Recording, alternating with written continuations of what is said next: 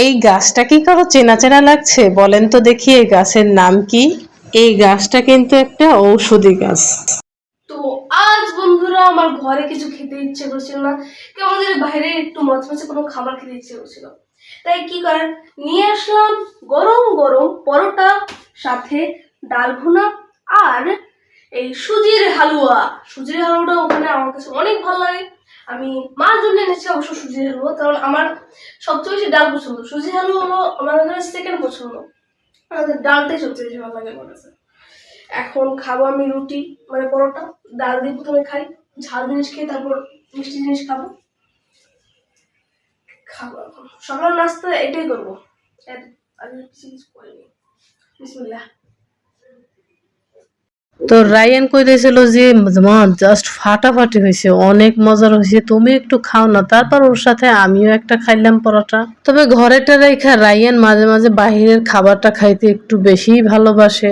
মাঝে মাঝে তো বাইরের খাবার খাইতেই হয়, কি কও? ফুল গাছ যদি একদিন মরে আবার বাঁচে, কেমন অবস্থা, বারবার জিন্দা হয়ে যায় ঠিক। ওই যে বৃষ্টির পানি পাইয়া জিন্দা হয়, আবার যখন বৃষ্টির পানি না থাকে তখন শুকাইয়া কাঠ হইয়া যায়। তবে আজকে করছিলাম বেলে মাছ চচ্চড়ি। বেলে মাছ চচ্চড়ি এটা করছি কিন্তু পেঁপে দিয়া।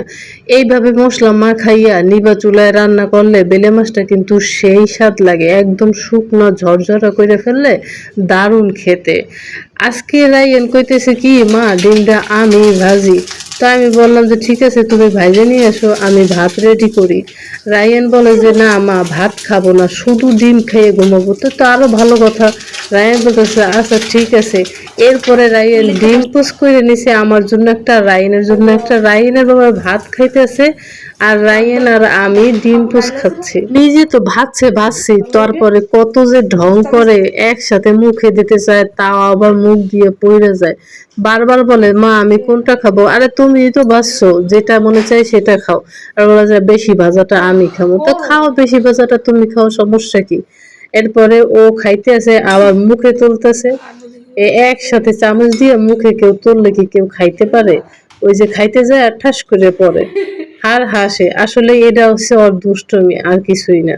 তবে রায়ান কিন্তু সব সময় একটু হাসি খুশি থাকে, বিশেষ করে আমাকে খুশি রাখার জন্য অনেক কিছু করতে পারে।